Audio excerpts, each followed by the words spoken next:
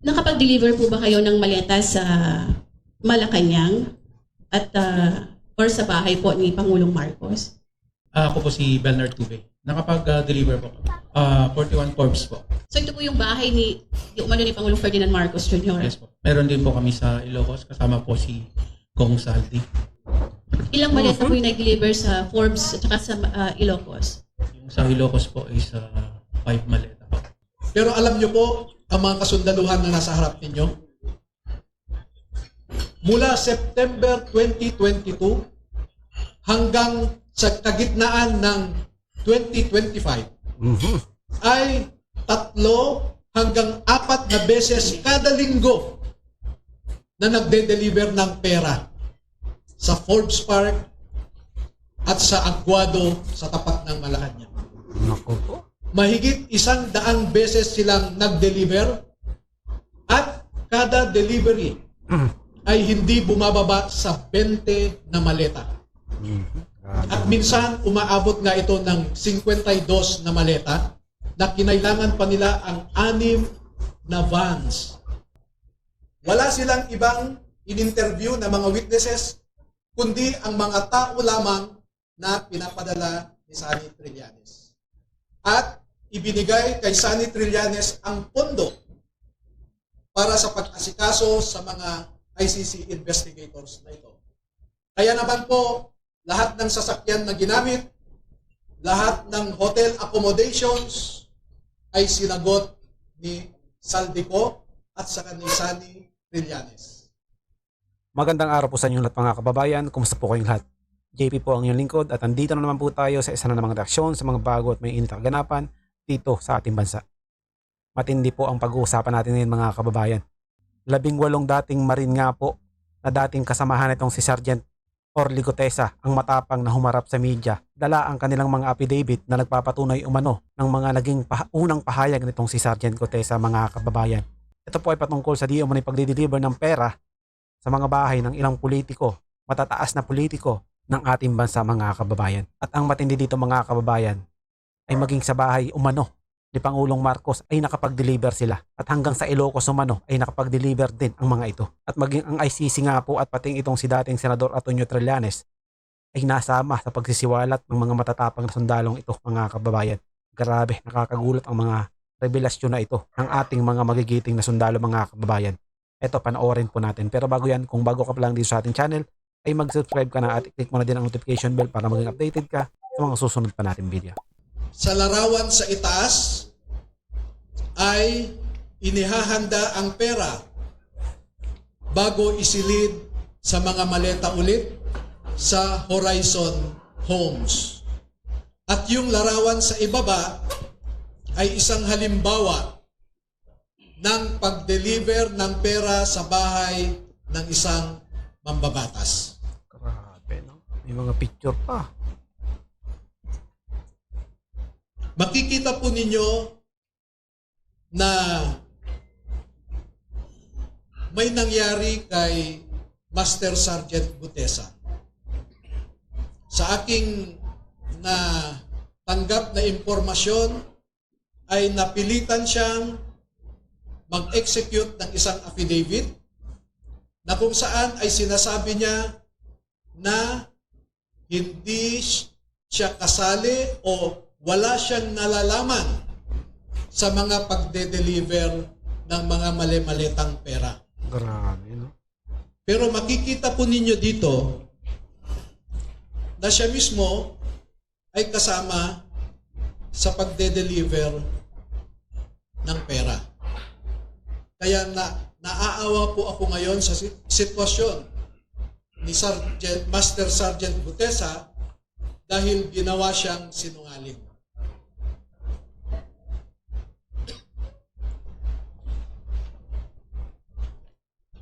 Meron pong iba pang mga larawan na sa tamang forum later ay maglalahat pa kami ng karagdagang mga ebidensya. Pero ang pagde-deliver nila ng pera ay gumagamit ng eroplano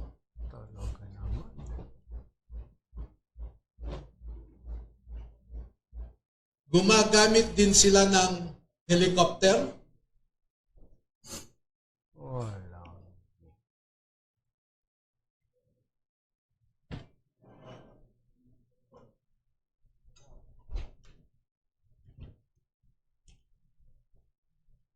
At ganito po ang mga dinideliver sa mga bahay ng ilang mga mambabatas. Nako, matindi na tong mga ano na to. Makikita ninyo sa itaas na larawan ang hilera ng mga maleta na ang laman ay pera. At parte lamang ito ng isang delivery na sa panahon na ito ay 52 na maleta ito. Sa isang delivery, Grabe na si umabot ng 52 na bagahe.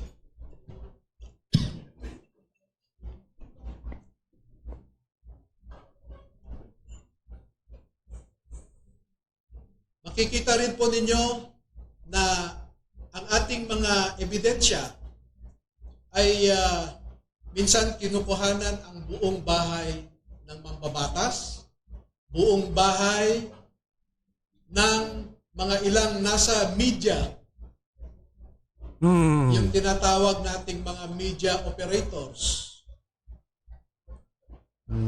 Kaya pala eh. At ganyan po sila mag-deliver. No?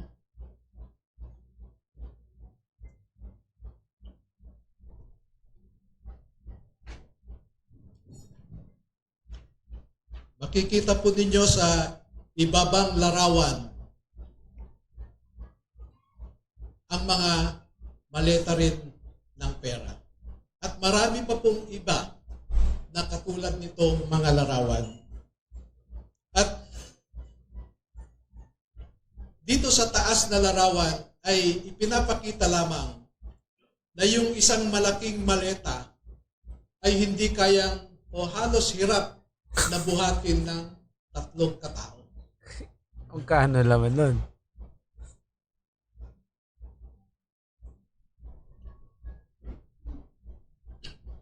Ngayon po ay merong pangalawang aspeto ng affidavit ng ating mga magigiting na Pilipino na nasa harap natin ngayon.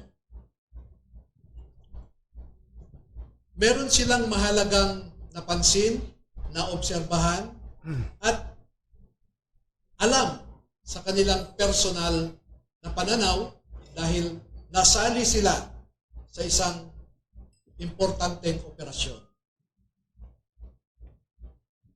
Ito po ay patungkol sa nangyaring operasyon ng ICC.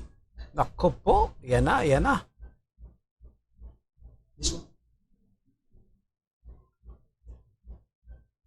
Nasangkot po or nasali ang mga sundalo natin sa ginawang operasyon ng ICC investigators sa Pilipinas. Unang dumating ang mga ICC investigators sa Pilipinas noong December 2028. December of 2023. At bago mag-December 2023 ay inutusan sila na magpapalit ng peso to dollars. 2 maleta na ang bawat maleta ay may nilalaman na 56 million pesos. Kaya nakapagpalit sila ng equivalent to $2 million. At ang sabi ng mga executive assistants ni Ginoong Saldico ay pinaghahandaan daw nila ang pagdating ng foreigners. Foreigners. At kalaunan ay nakilala ng mga ito na ang foreigners na binabanggit ay mga ICC investigators. At nakapaloob dito na ang ginawa nila ay mag-interview ng mga witnesses na ipinapaarating sa kanila ni Sunny Trillanes. Wala silang ibang in-interview na mga witnesses, kundi ang mga tao lamang na pinapadala ni Sunny Trillanes. Wala silang ibang in-interview na mga witnesses, kundi ang mga tao lamang na pinapadala ni Sunny Trillanes. At ibinigay kay Sunny Trillanes ang pondo para sa pag-asikaso sa mga ICC investigators na ito. Kaya naman po, lahat ng sasakyan na ginamit, lahat ng hotel accommodations ay sinagot ni Zaldico at saka ni Sunny Trillanes. Napansin din po nila na lahat ng mga pag-interview ng ICC investigators ay sa mga pribadong lugar.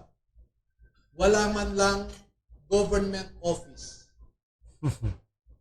At makikita po ninyo ang madalas na pag-deliver nila ng mali-maleta at minsan mga paper bags naman na mga pera patungo sa mga nag-aalaga sa ICC investigator.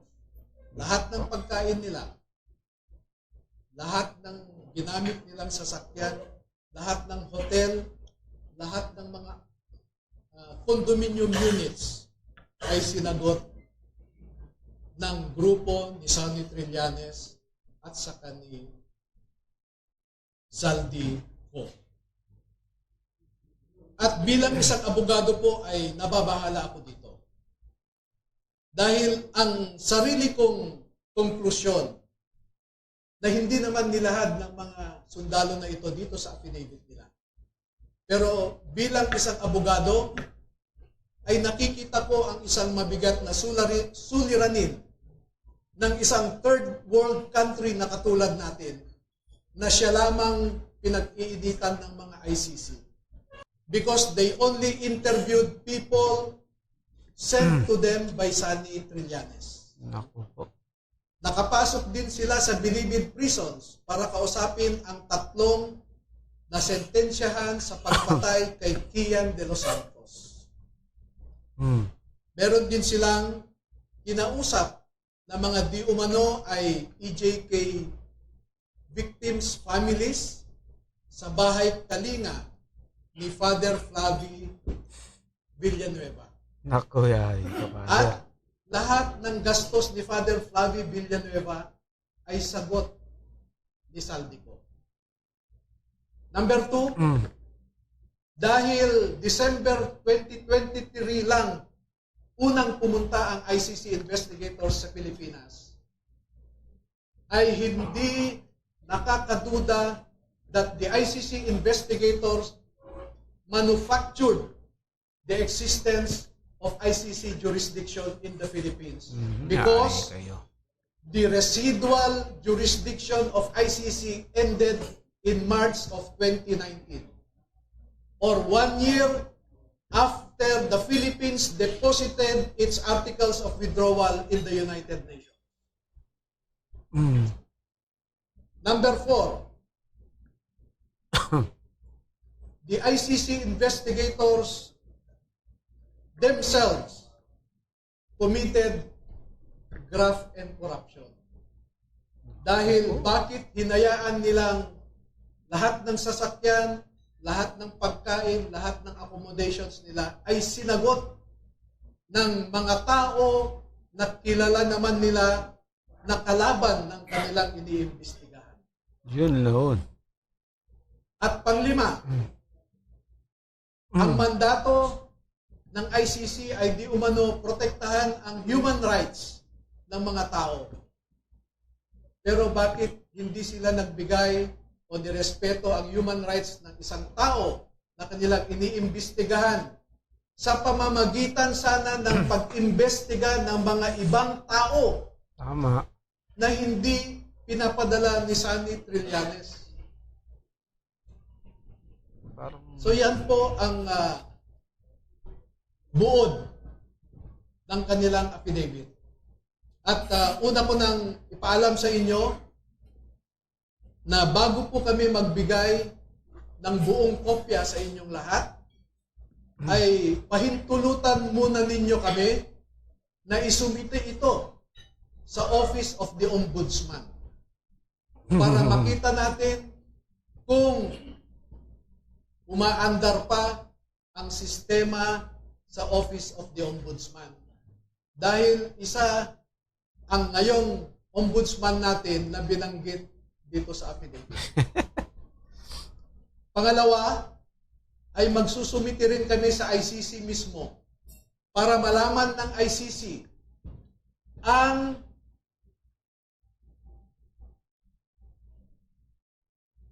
so that ICC will know how the ICC investigators conducted themselves in the Philippines.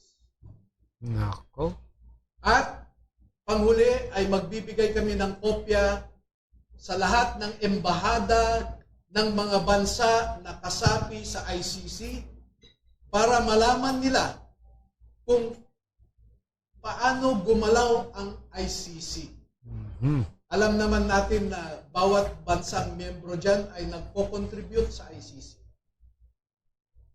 Pero katulad ng kino-contribute nila, ang mga litrato na naipakita ko sa inyo ay makikita ninyo kung saan pumupunta ang ating mga buwis.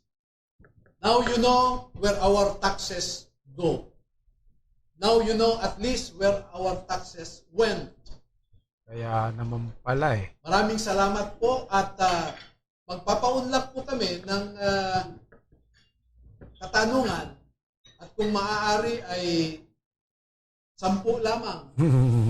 Kasi alam nyo po, sa ngayon ay meron lang nakaabang sa labas na handang manakit o manakot sa ating mga sundalo.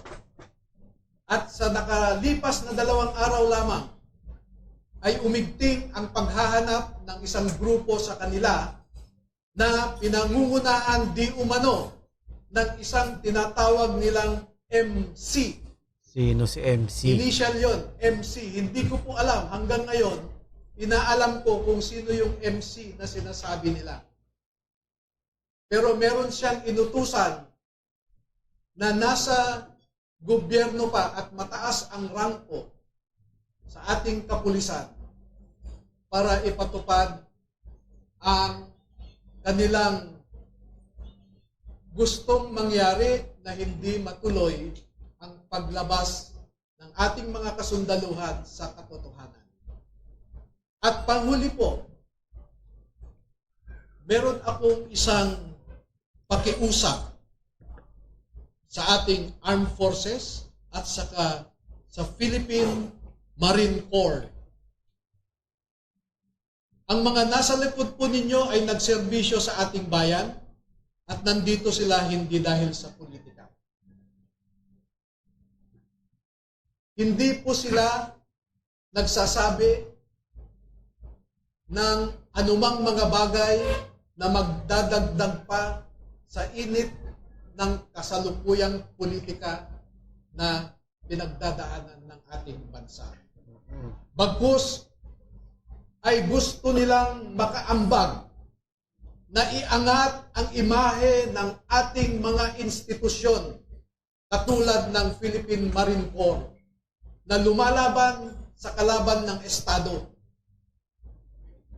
Pero kung susuriin ninyong mabuti, ay ang kalaban natin ay ang mga nasa matataas na pwesto sa gobyerno. Naku po.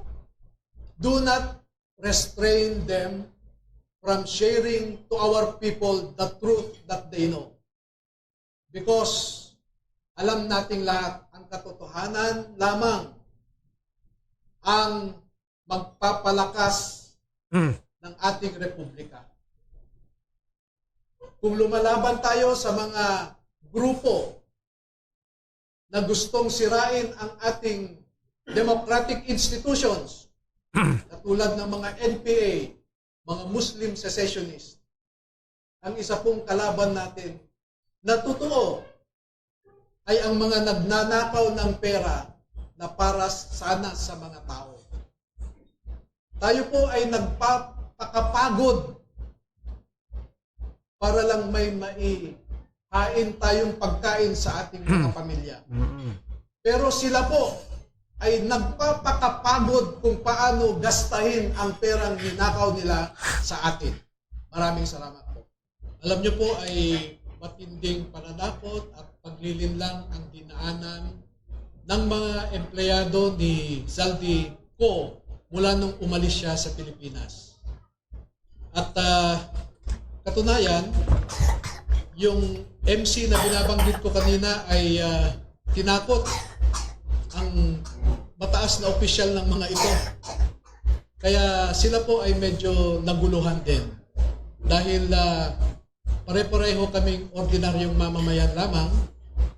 At noong nakita nila at nakita ko ang pagtrato ng Senado kay Master Sergeant Orly Gutesa na dapat sana ay inalagaan nila dahil siya ay nagsasabi ng totoo. Ngunit dahil sa politika ay ang kinalabasan siya pa ang naging masama. At katulad ng sabi ko, makikita po ninyo na yung mga nagnanais na mapagtakpan ang katotohanan ay pinilit nila si Zaldico na mag-execute ng isang affidavit na nagsasabing Grabe, no? pinilit lang siya ni Senator Marcoleta, pinilit lang daw siya ni dating Secretary Mike Defensor, at isinabi niya doon na hindi daw totoo ang kanyang sinabi na meron siyang kinalaman o partisipasyon sa pag-deliver ng mga mali-maleta ng pera. Pero ipinakita po namin sa inyo ang isang larawan na kung saan nandoon si Master Sergeant Gutesa na kasama sa pagde-deliver ng pera. Pero gusto kong liwanagin din na si Master Sergeant Gutesa ay na-assign sa isang media operator ni Zaldico. Sino kaya yan? Pero sinisweldohan siya ni Zaldico. At di kalaunan ay dahil kulang ang tao sa pagde-deliver, kinuha si Master Sergeant Gutesa at 2 linggo lamang siyang nasama sa pagde-deliver. Pero alam niyo po, ang mga kasundaluhan na nasa harap ninyo, mula September 2022 hanggang sa kagitnaan ng 2025 ay 3 hanggang 4 na beses kada linggo na nagde-deliver ng pera sa Forbes Park at sa Aguado sa tapat ng Malacanang. Naku po.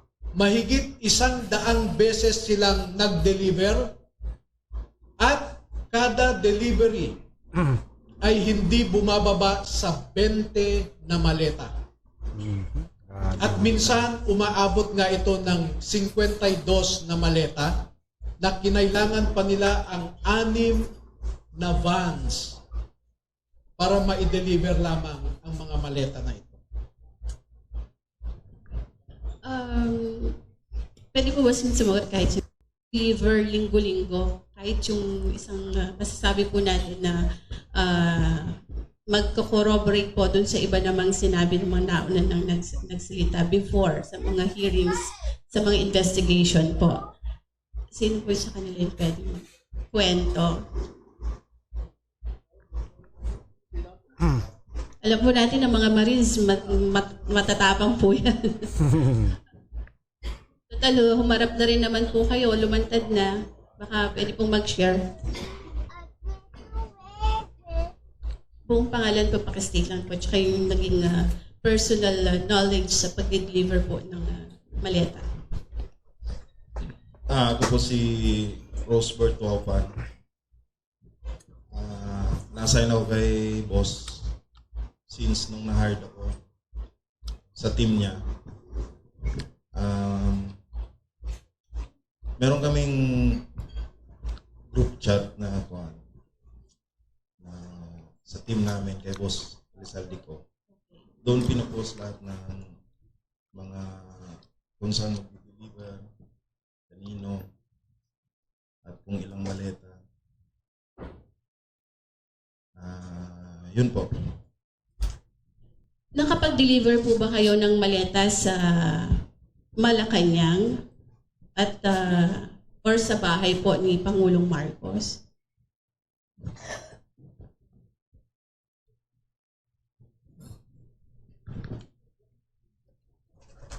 Opo. Ako po si Belner Tube. Nakapag-deliver po. Saan? 41 Forbes po. So ito po yung bahay ni umano ni Pangulong Ferdinand Marcos Jr. Yes po. Meron din po kami sa Ilocos. Kasama po si Kong Saldi. Ilang maleta po yung nag-deliver sa Forbes at saka sa Ilocos? Yung sa Ilocos po is 5 maleta po. Para kanino po yun? Kay Kong? Kanino po yun? Pagkakaalam ko,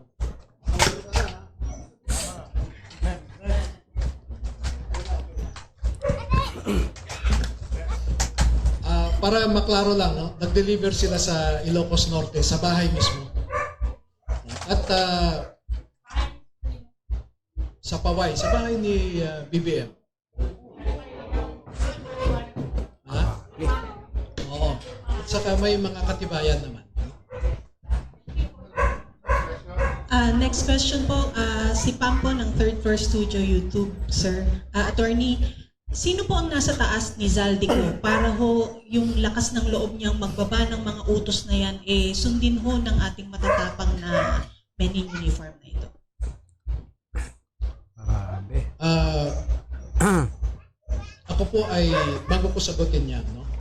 Para, I want to put in context my answer and why that is my answer.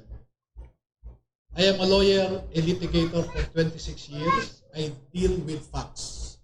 I don't speak without basis. I do my homework. Nakita nyo naman noong PDAF scam, nakapag-file ako ng complaints sa DOJ laban sa 14 na senador, 198 na congressmen, at 5 cabinet secretaries. Nakita nyo rin ako malamang doon sa ginawa namin laban kay Arnie Tevez. Dahil on my own, I was able to validate about 64 previous killings.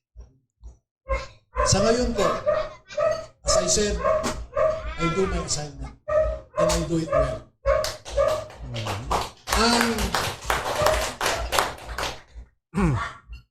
Ang ugat at pinuno ng pagnanakaw sa ating bayan ay walang iba kundi si President Marcos. Grabe. At hindi gagalaw si Speaker Romualdez o si Zaldico na walang pahintulot kay PBBM. Dahil bakit siya tumanggap ng mali-malitang pera? Hindi ba siya nagtanong saan galing ito? O para saan ito? I hold him responsible because being the chief executive, being the head of the executive branch, he is the chief implementer of laws. Siya ang walang ibang mag-implement ng mga batas kundi siya, executive. Pero bakit niya hinayaan ang mga ito? Narinig ninyo marahil ang sinasabi lagi ni Congressman Toby Tiangco na di umano ay kinumprontan ni PBBM si Speaker Martin at sinabi niya, ano ba Martin, Saldi, Ilang bahay ba ang gusto nyong bilhin? Ilang steak ba ang gusto nyong kainin? Alam ni BBBM ang pagnanakaw. At yun na nga mga kababayan, hanggang dito na lang po ang ating video. Kung ano man po ang inyong opinion sa video ito, ay i-comment nyo lang po sa baba at ating pag-uusapan. Ako'y maging kabahagi po tayong lahat tungo sa pagsulong at pag-unlad ng ating pinakamamahal na bansang Pilipinas. Ingat po kayo palagi at maraming salamat.